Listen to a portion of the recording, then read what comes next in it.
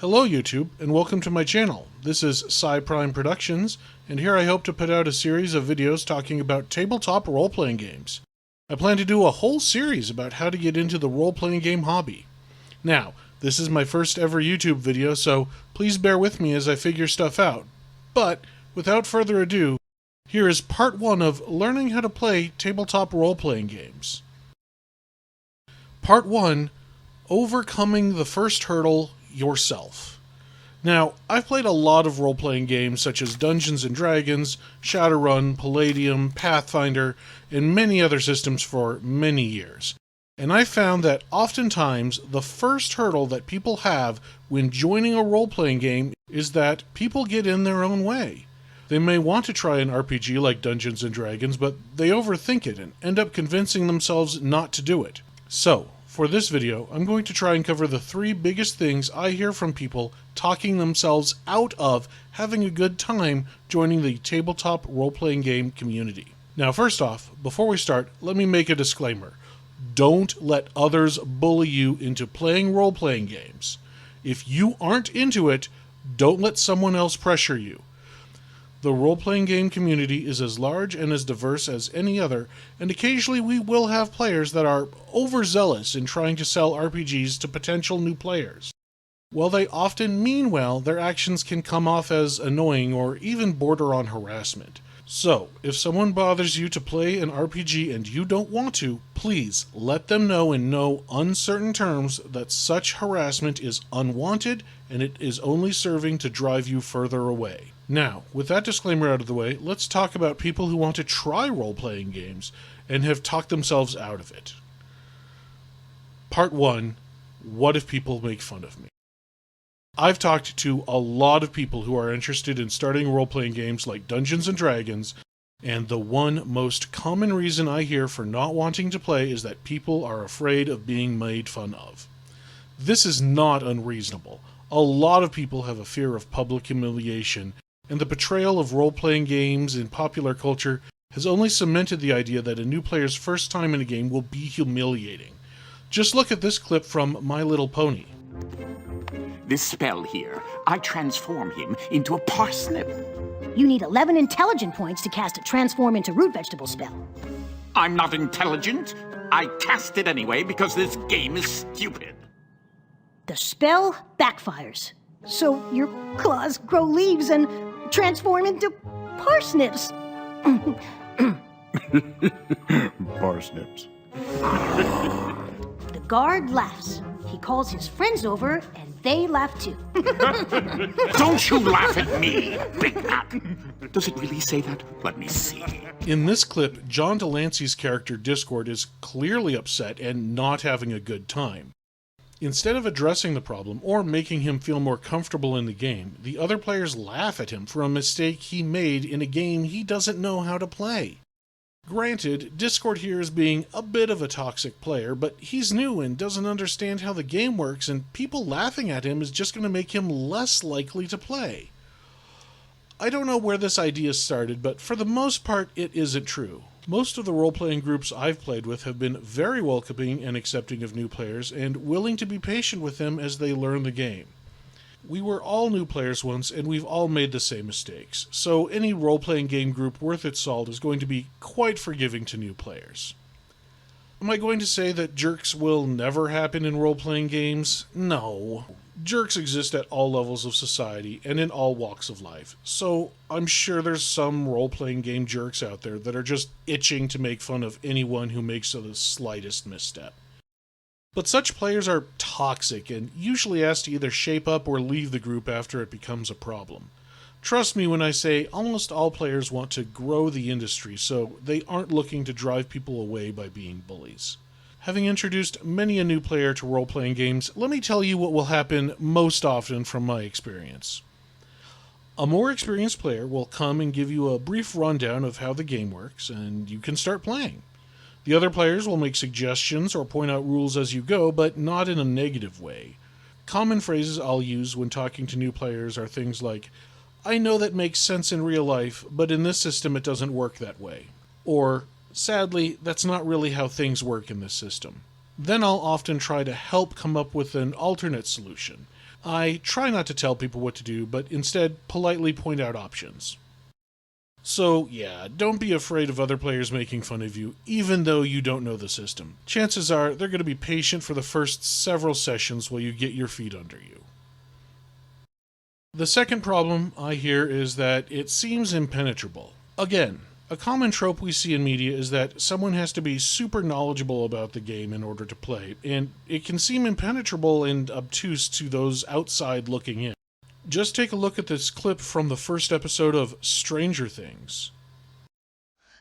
The Demogorgon! We're deep.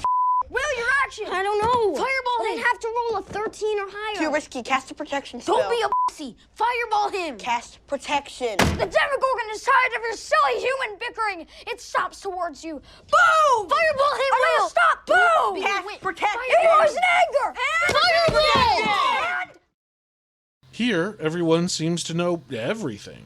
Everyone automatically knows what the Demogorgon is, which spells Will has available, and the players are yelling out what I would generously call suggestions.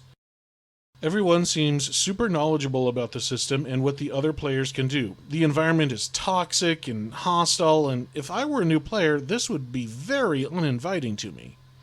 Now, I'm going to let you in on a secret. That's not how a normal tabletop role-playing game goes. Not everyone knows everything about each other's characters, and even if we did, telling people what to do and calling them names is toxic as hell and generally considered poor form. Not even seasoned role-players know everything about the system. Instead, we talk to each other, figure out what the best strategies are, and if there's any questions, we pull out the rulebook and double-check. Yes, even seasoned role-players will make mistakes sometimes, and that's okay.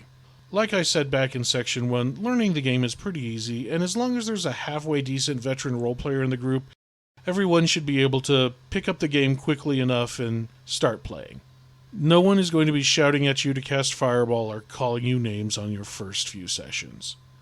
The long and the short of it is pretty simple. Almost no one starts playing any role-playing games knowing how the whole game is played, and no one is going to expect you to master the best tactics of the game overnight. The best groups, the ones that aren't toxic, will work with you and help you learn how to play, and no one's going to be calling you names. Part 3. What if I don't have enough money? A lot of people will want to get into the game and see the massive number of books, dice, miniatures, paints, and accessories and have convinced themselves that the game is just too expensive for them.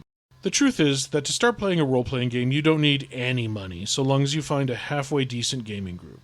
Even if you find a group that's not so good, you'll need to spend around $20 at the absolute most. Now, the stuff you need to start role-playing games varies from system to system, but in general you're going to need either 3 or 4 things, and most players are going to be okay with you borrowing those things for the first few games. The first thing you're going to need, and probably the only thing you might want to consider bringing to your first session, is a pencil and some scrap paper. The scrap paper is so you can write down and keep track of the rules for your character, and you may also want to take notes, such as jotting down magic items you find, or taking notes on what is happening in the story. Notes aren't necessary, but having a sheet with all of your character's abilities on it, also known as a character sheet, is usually considered good form. Secondly, you'll need a set of dice. Different games use different dice, and some game systems even use their own special dice, such as the Star Trek and Star Wars role-playing games.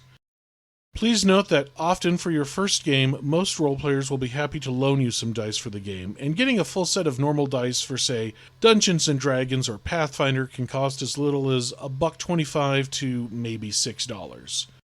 Of course, there are more expensive exotic-looking dice, but for your first set you can buy them pretty cheap. Thirdly, rulebooks can set you back a fair amount, but luckily there's some pretty cheap alternatives here too.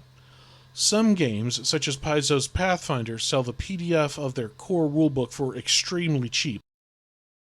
This is in order to help ease players into the game. In addition, some games like Dungeons & Dragons have what is called an SRD, or System Reference Document, a free online resource that has the basic rules for running and playing the game online for free. It generally lacks art and can be a bit hard to navigate, but if you're interested in getting started and don't want to shell out $50 to $60 for the base rules, this is an option. Or you could just borrow the rulebook from one of the other players. Oftentimes, a player will at least let you read through their own copy.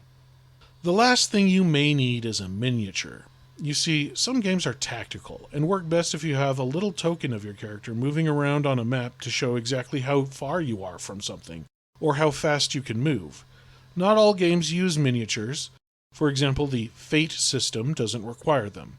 However, more tactical games like Dungeons & Dragons really work best if you have those tokens, at least for combat. The good news is that most of the time, the token doesn't matter. Sure, it's great when you have a miniature that looks like the character you're playing, but if you don't have a token, you can use a penny, a quarter, a recognizable die, or maybe something else to represent your character. I've seen Lego minifigs, miniatures from war games, or even a torn piece of paper used for either a player or an enemy monster. If you do want to get an actual miniature that looks somewhat like your character, your friendly local game store can sell them for between $3 to $7 for some unpainted miniatures, or you can buy them already painted for you for around $8 to $12. If you don't have a game store nearby, you can also buy them from several online retailers.